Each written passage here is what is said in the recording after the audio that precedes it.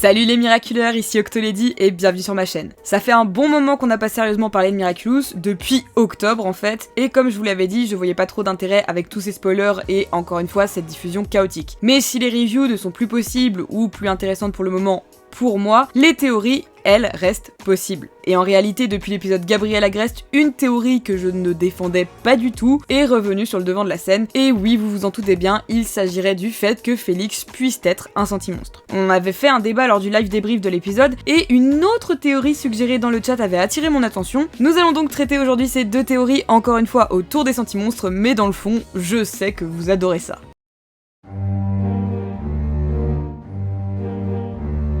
Vous le savez, je n'ai eu de cesse de le répéter, je ne trouvais pas le fait que Félix puisse être un sentimonstre intéressant. Dans le sens, honnêtement, où on ne l'avait vu qu'une fois et je ne voyais pas l'impact que cela aurait pu avoir sur le spectateur. Pourtant, il y avait certains signes, l'épisode de son introduction portait son nom, chose jusqu'à maintenant réservée aux sentimonstres, aux akumatisés et à Mayura, qui a un épisode pour une obscure raison, sachant que les akumatisés de son épisode étaient le trio des punisseuses et que Gang des Secrets a bel et bien eu son nom d'épisode, on ne peut pas mettre cela sur le compte du fait que c'est un groupe. Alors, pourquoi l'épisode se nomme-t-il Félix ? On notait également des capacités de combat et de défense relativement accrues, et l'on apprenait également qu'il venait de perdre son père, tout comme Adrien perdait sa mère un an plus tôt, et que depuis la mort de celui-ci, Félix avait beaucoup changé, sans parler du fait que les deux cousins se ressemblent comme deux gouttes d'eau. Ajoutez à ça l'obsession que Félix a pour les fameux anneaux jumeaux que possédaient Gabriel et Emily, et on avait déjà un sacré paquet de facteurs qui pouvaient nous laisser à penser qu'effectivement, notre fameux cousin avait tous les attributs pour être un sentimonstre lui aussi. Mais comme je vous l'ai dit, pour moi à l'époque où nous avions seulement cet épisode, je voyais pas vraiment l'intérêt que ce soit le cas, sans pour autant totalement réfuter la possibilité qu'effectivement Félix et Adrien étaient possiblement des sentimonstres tous les deux. Et depuis, le fiefé Gredin m'a donné tort en faisant son retour en grande pompe dans l'épisode Gabriel Agreste. Un épisode qui l'a remis une nouvelle fois en lumière et qui nous fait d'autant plus douter sur sa condition ou non de sentimonstre. En effet, l'épisode 9 apporte son lot de questionnements autour du personnage et bien loin de nous aider à démêler l'intrigue, nous apporte de nouvelles interrogations. Donc, prenons les bases. Félix est un garçon intelligent plus que la moyenne. Depuis qu'il a récupéré la bague de son oncle, il semble qu'il se soit informé sur les porteurs de Miraculous, comme nous le voyons dans le train. Rien de bien important, vous me le direz, à sa place, on aurait sûrement tous fait pareil. La seule différence étant que Papy-Ombre est son oncle, et que Félix le comprend assez rapidement. On avait bien sûr compris dans son propre épisode que les anneaux jumeaux Graham de Vanilly avaient un rôle pivot dans la série, mais cela a une fois de plus été accentué dans Gabriel Agreste, l'épisode, pas le personnage. Bref, le fait que Gabriel veuille absolument récupérer l'anneau de sa femme et que Félix soit allé jusqu'à créer un faux pour tenter de tromper son oncle prouve à quel point les anneaux sont importants autant pour l'un que pour l'autre. Et vous le savez, pour moi, il y a une raison simple à ça, je pense qu'Adrien est un sentimonstre et que son amok se trouve à l'intérieur. Et jusqu'à maintenant, cette hypothèse me paraissait carrément probable, voire était la vérité, mais en faisant rentrer Félix dans l'équation, tout devient plus compliqué. Mais avant de parler plus en profondeur des anneaux, parlons plutôt de ce qui nous a ramené vers cette théorie. Dans l'épisode Gabriel Agreste, Félix et son senti-oncle se confrontent. À ce moment-là, le garçon confronte son oncle en lui disant qu'il sait qu'il est Papy-Ombre. Il lui rétorque qu'il n'a pas besoin d'être le super vilain pour retrouver la bague et détruire sa vie. Il enchaîne en menaçant son filleul qu'il lui suffit d'un claquement de doigts pour le faire disparaître, en lui disant de penser à ce que cela pourrait faire à sa mère. Et loin de ne pas comprendre, Félix se met directement sur la défensive et prend carrément peur. Et là, je vois un premier problème. S'il se défend d'être le Papy-Ombre, pourquoi Gabriel insinuerait-il qu'il puisse détruire un sentimonstre ? Car on le sait grâce à Thomas Astruc, seul le possesseur du Miraculous du Pan peut détruire le sentimonstre et non pas forcément son créateur. Bien sûr, nous ne savons pas ce que savent réellement les personnages sur l'utilisation des Miraculous du Pan et du papillon, et encore moins ce qu'Alia divulgue sur le Ladyblog. Il se peut donc que Gabriel, ici, qui n'est pas si abruti que ça, ait tenté un coup de bluff pour savoir ce que sait Félix sur les sentimonstres, leur fonctionnement ou non, etc. Bien entendu, cette phrase est carrément sujette à de multiples interprétations. Beaucoup de personnes m'ont par exemple dit que cela peut simplement vouloir dire que Gabriel menace de détruire sa réputation ou de l'exclure de la fête, et à un moment, j'ai été complètement d'accord avec ça. En réalité, je suis vraiment passée par plusieurs phases concernant ce dialogue. Au premier abord, comme tout le monde, après l'épisode, j'étais ultra surexcitée en me disant que c'était sûr à 100% que Félix était lui aussi un sentimonstre. Pour te faire disparaître.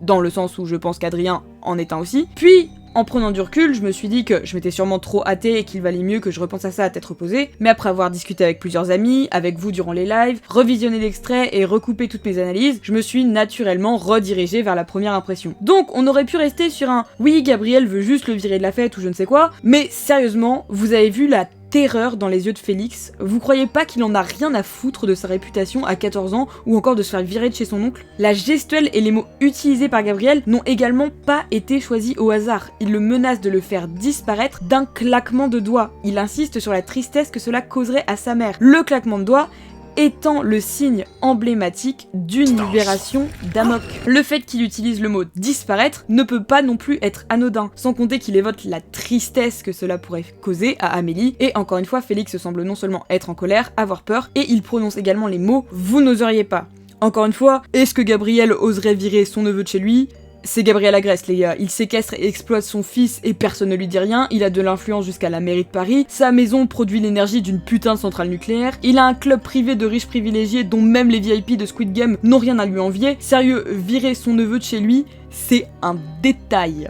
Depuis que Félix a fait ses premières apparitions, Gabriel a toujours été sur la défensive avec lui, s'en méfiant par-dessus tout, il y a forcément une raison à ça, et ici, il a une opportunité de reprendre le dessus sur lui, du moins en apparence, alors évidemment qu'il l'a saisi, et ses menaces sont probablement sérieuses. Mais les aurait-il mises à exécution? Car globalement, si Félix est bien un sentimonstre, Gabriel menaçait quand même de le tuer. Alors je sais que notre vilain adoré a pété un câble, mais rassurez-vous, il ne serait jamais passé à l'acte tout simplement car Félix possède quelque chose qu'il veut récupérer.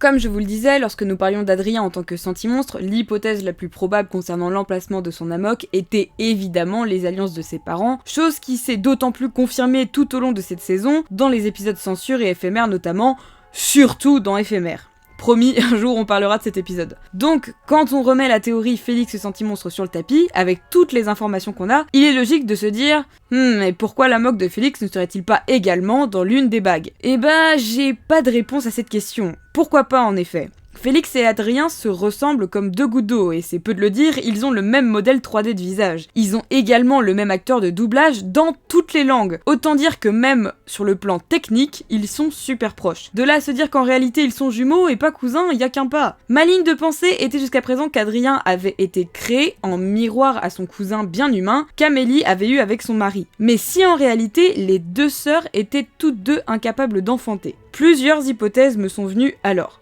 Il serait possible que les deux sentimonstres aient été créés volontairement tous les deux, mais cette hypothèse me paraît que très peu probable en réalité, j'avoue ne même pas avoir d'argument en sa faveur, ou alors dans ce cas le père de Félix serait le créateur de ce dernier, expliquant ainsi pourquoi Amélie ne semble être au courant de rien, et pourrait expliquer sa mort prématurée. D'autant plus qu'on nous précise que Félix change après sa mort, cela pourrait insinuer que l'emprise que son père avait sur lui a été brisée. Tu fais toujours tout ce que ton père te dit de faire? Depuis que son père n'est plus là pour l'empêcher de faire des bêtises.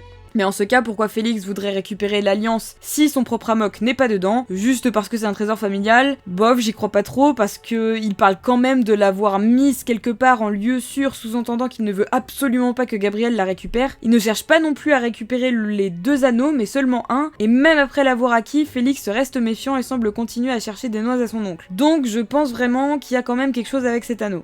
Si on part du principe qu'à la base, seulement Émilie et Gabriel voulaient créer un sentimonstre, à savoir Adrien. Ils auraient pu vouloir mettre son Amok dans leurs deux alliances, et on a vu que les deux anneaux pouvaient s'assembler. Imaginons qu'en les séparant, cela ait créé sans vraiment le vouloir un second Amok, ou bien simplement séparer l'Amok en deux tout en engendrant un second sentimonstre, à savoir Félix. Après tout c'est possible, c'est rigolo mais ça me fait penser aux baguettes d'Harry et Voldemort avec la plume qui s'est séparée en deux et fait que leurs baguettes étaient jumelles. Enfin du coup je digresse, mais là encore deux possibilités, soit Félix est bien un second sentimonstre à part entière et possède son propre Amok, soit il est une sorte d'anomalie due à la séparation des anneaux et ne possède pas d'Amok qui lui est propre, ce qui pourrait en faire un sentimonstre totalement indépendant. Ou alors cela pourrait vouloir dire qu'Adrien et Félix sont une seule et même personne, un seul et même sentimonstre séparé en deux lorsque les anneaux ont été séparés. Et ça pourrait être à la fois cohérent et méta si on se dit qu'effectivement à la base Félix était le personnage qui devait être le héros de la série. Quelque part, Félix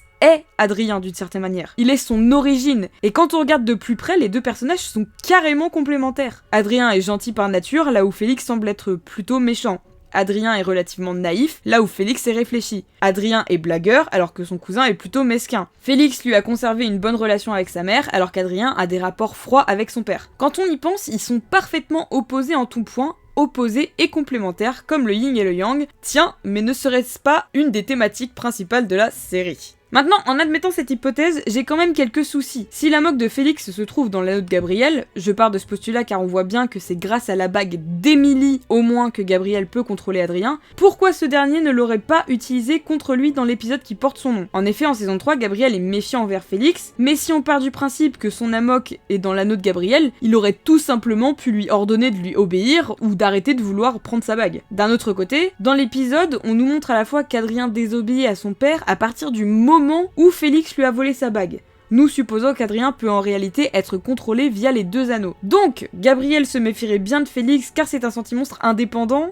Mais dans ce cas, pourquoi vouloir récupérer les anneaux? Pourquoi Félix a-t-il changé de comportement après la mort de son père? Est-ce que son père était le seul au courant et lui aurait révélé la vérité avant de mourir? Est-ce que c'est pour ça que Félix a un regard aussi tendre envers le portrait de sa tante, car il sait en réalité que c'est sa véritable mère? Est-ce qu'il a peur que malgré tout, Gabriel puisse lui nuire en possédant les 2 anneaux? En vrai, au niveau de la mécanique, il y a beaucoup d'incohérences, ou alors nous n'avons certainement pas toutes les connaissances existantes autour des sentimonstres nécessaires pour comprendre ça. Ou peut-être que Félix n'est tout simplement pas un sentimonstre. Mais si c'est pas le cas, cela laisse énormément de questions en suspens autour de lui. Pourquoi a-t-il un épisode à son nom? Pourquoi a-t-il changé depuis la mort de son père? Pourquoi s'intéresse-t-il aux anneaux? Pourquoi craint-il les menaces de son oncle? Pourquoi ce sourire tendre envers sa tante? Pourquoi Gabriel cache 2 faux miraculous derrière le poteau de sa femme? Pourquoi tout cela n'arrive qu'à moi? Enfin bref, vous l'aurez compris, Félix nous cache encore bien des mystères, et son retour probable dans les saisons finales nous promet des révélations et des rebondissements dantesques. La vidéo a été écrite et montrée avant la diffusion et mon visionnage de l'épisode Risk. Cependant, vous vous doutez bien que cela peut changer certains raisonnements et analyses, donc à partir de ce moment-là, j'entame une partie exclusivement spoiler basée sur mon visionnage de Risk. Alors je sais que certaines personnes s'en ficheront,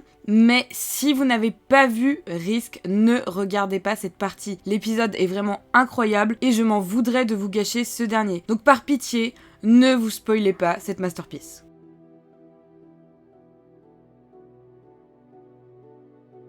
Il est difficile de faire plus clair que l'épisode Risk pour valider une bonne fois pour toutes cette théorie. L'épisode Risk apporte une bonne fois pour toutes la preuve que non pas seulement Adrien mais bien les 2 cousins sont des sentimonstres. D'ailleurs le terme cousin n'est peut-être plus approprié, le terme jumeau me semble beaucoup plus logique. Dans cet épisode, Gabriel tente une fois de plus de forcer Adrien à faire ce qu'il veut pour l'éloigner de Paris, à savoir un voyage de plusieurs mois autour du monde, mais cette fois-ci, son propre accoumatisé, sans qu'il ne le sache, va lui porter préjudice. En effet, les pouvoirs de Risque forcent Adrien à se reprendre en main et à vouloir parler de ses doutes et de son ras-le-bol à son père, mais dès qu'Adrien se retrouve en face de lui, bien qu'il soit sous l'influence de l'accoumatisé, les paroles de son père le découragent instantanément. Et c'est là qu'intervient de nouveau Félix, qui après avoir vu la tristesse de son cousin, décide d'intervenir pour le sauver. Et toute cette scène est une véritable pépite, et pour le coup, on va vraiment partir en décortiquage de celle-ci. Déjà, apprécions Félix dans les habits d'Adrien, parce que véritable plaisir pour les yeux, si seulement il n'avait pas 14 ans. Le fait qu'on nous montre précisément dans cet épisode les cousins comme de parfaits jumeaux ne peut pas être une coïncidence pour commencer. On nous montre littéralement qu'ils sont les mêmes, à la différence que l'un est libre et l'autre non. Félix dit à Adrien qu'il ne peut pas croire qu'il veuille vraiment partir de Paris et quitter ses amis, ce à quoi Adrien lui répond « Je ne sais pas ce que je veux ». Félix se rétorque alors « Je sais ». Il sait, car il a vécu exactement la même chose. Comment le savoir? La phrase que Félix prononce juste après. La liberté est quelque chose que tu fabriques. Freedom is something you make. Pour commencer, tu dois arrêter de faire tout ce que te dit ton père. Et j'avoue que cette phrase me fait froid dans le dos. Félix a pris sa liberté. Il l'a fabriquée. Il a dit que la première chose à faire est d'arrêter d'écouter son père, comme si Félix avait eu à faire la même chose de son côté ou savait que depuis que son père est décédé, quelque chose a changé. Félix sait, c'est une certitude, il sait pour lui et il sait pour Adrien. Quand Adrien lui dit qu'il ne peut pas désobéir à son père, Félix dit que lui le peut, qu'il peut dire non à Gabriel. Car il sait pertinemment ce qu'il se passe, comme s'il paraissait évident qu'Adrien ne pouvait rien faire contre lui, et à cause du pouvoir de Risque, Adrien accepte et Félix et lui changent d'identité. Félix se confirme ensuite que Gabriel est bien Papillombre, mais s'est-on posé la question de pourquoi il l'avait soupçonné en premier lieu? Non, car Félix était au courant pour les sentimonstres. Il paraissait donc évident que son oncle soit le possesseur de ce Miraculous. Il découvre également la cave de notre méchant favori, ainsi qu'Emily, et on reparlera de cette scène dans une vidéo consacrée à l'épisode, mais la réaction de Félix est incroyable, peur, détresse, panique. Félix découvre Emily, et tout d'un coup, il bascule. À ce même moment, Gabriel enlève sa bague en disant qu'il y a des paramètres sur lesquels ils n'ont aucun contrôle. Le parallèle est fait avec Félix afin de montrer qu'il ne possède pas la bague permettant de contrôler le cousin. Il confie sa bague à Nathalie en lui disant disant qu'il lui confie la bague de sa femme, ainsi que son fils. Il se confronte alors à Félix, qu'il pense être Adrien, et celui-ci lui dit qu'il ne veut pas faire le voyage. Gabriel s'apprête à lui donner un ordre, mais se rappelle qu'il n'a plus sa bague. Il est décontenancé, il ne peut plus contrôler son fils. Il est face à une situation qui le met dans l'inconfort. Mais Nathalie, qui a maintenant la bague, et on nous fait un plan pour bien nous montrer que Félix voit qu'elle a la bague, lui dit de la suivre et Félix s'exécute. Pourquoi? Car il sait comment fonctionne la bague. Il sait qu'elle n'a aucun effet sur lui, mais doit donner l'illusion à Gabriel et Nathalie qu'ils ont le contrôle sur Adrien. Alors, il s'exécute. Pour conclure, Kagami appelle Adrien et lui demande quand il va s'arrêter d'être la marionnette de son père.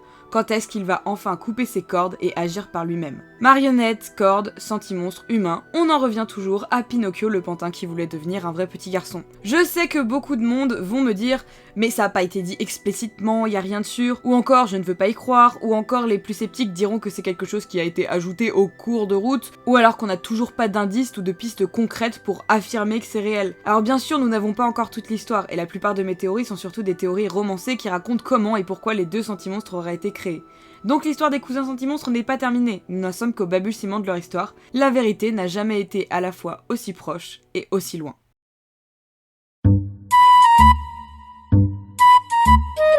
On va finir sur une note légère avec une théorie qui avait pop du chat du live débrief de l'épisode Gabriel Agreste. Je vais en parler quand même car je trouve qu'il y a des éléments plutôt troublants qui pourraient aller dans ce sens. Dans l'épisode Gabriel Agreste, on constate que le styliste possède son propre club privé, un club où l'on retrouve ses principaux clients et actionnaires. Et on remarque vite que parmi les membres de ce club, on compte 4 enfants, Chloé, Félix, Kagami et Adrien. Des enfants de bonne famille, certes, censés représenter la perfection pour la plupart, et chacun de leurs parents a, si on peut dire, un handicap. Le père de Félix est mort récemment, oui, c'est assez handicapant d'être mort. Émilie est décédée 1 an auparavant, Madame Tsurugi a perdu la vue, quant à Audrey Bourgeois, il est clair qu'elle a de sérieux problèmes de mémoire. Toutes ces personnes fortunées côtoient Gabriel Agreste et lui accordent beaucoup de privilèges, ils ont des enfants du même âge et font tous en sorte qu'ils se côtoient. On sait notamment qu'Adrien ne fréquentait que Chloé et Félix durant son enfance, et qu'à présent, Gabriel et Tsurugi font en sorte que Kagami et lui se fréquentent. Serait-il alors possible que tous ces enfants sont en réalité des sentimonstres? Après tout, le Miraculous du Pan était cassé en tous les cas, donc si chacun d'entre eux avait utilisé le pouvoir du Miraculous du Pan afin de pouvoir se créer un enfant, ils auraient forcément dû en payer le prix d'une manière ou d'une autre. Nous n'avons jamais entendu parler du père de Kagami, Chloé a le même âge que Zoé alors que celles-ci ont la même mère, et pour Félix et Adrien, vous connaissez déjà mes arguments. Rappelez-vous également de ce plan à la fin de l'épisode Festin, alors que le temple était réapparu. On nous a certes montré Gabriel et Nathalie inquiets de cette réapparition, mais également Madame Tsurugi et Audrey apprenant l'info, et actuellement nous n'avons jamais eu d'explication pour ces plans, somme toute assez étranges. Et si le délire des sentimonstres allait beaucoup plus loin que ce que nous pensions? Je n'ai pas énormément d'arguments pour cette théorie et je n'ai pas tenté de creuser plus que ça pour le moment. Mais c'est vrai que certains petits éléments pourraient nous faire croire cela, ou alors cette théorie est aussi la métaphore de la communauté qui ne croyait absolument pas aux sentimonstres en premier lieu et qui maintenant commence à en voir absolument partout. Ça faisait longtemps qu'on n'avait pas fait une théorie sur cette chaîne et ça faisait plaisir de redémarrer avec du sentimonstre en barquette. Mais ne vous inquiétez pas, je vous réserve bien d'autres vidéos sur Miraculous à venir, analyse du personnage de Chloé, bilan du carré amoureux, ou encore une fois la saison finie, une série de vidéos d'analyse de la saison entière. On n'est pas en reste avec Miraculous, ne vous inquiétez pas. Je pense un petit coucou aux contributeurs Ulule également, j'ai actuellement reçu les 2 illustrations exclusives que vous allez recevoir en contrepartie. Je vais devoir commander les badges modèle par modèle dans les mois qui viennent, donc niveau contrepartie, ne vous inquiétez pas, ça avance. Solitaire a également engagé le travail sur les premières illustrations de l'épisode, donc tout va comme sur des roulettes. Pour ce qui est du projet secret numéro 1 dont la vidéo n'est plus disponible, sachez que l'équipe est actuellement au complet et que nous allons donc nous mettre au travail bientôt également. Donc sachez que si vous ne le voyez pas, ça bouge beaucoup sur la chaîne. Je vous prépare aussi autre chose pour les mois qui viennent et j'ai vraiment hâte de vous faire découvrir tout ça. Merci à vous d'être toujours là, vous êtes vraiment la best commu. Encore merci à tous les membres de la communauté de la chaîne est en partie financée grâce à vous, un énorme merci. Si vous avez apprécié la vidéo, n'hésitez pas à laisser un petit pouce bleu, ça fait toujours plaisir, et ou à vous abonner si vous aimez mon travail, c'est la meilleure gratification qu'on puisse recevoir. Merci à vous d'être toujours plus nombreux, en tout cas on se retrouve très vite pour une prochaine vidéo, restez à l'écoute.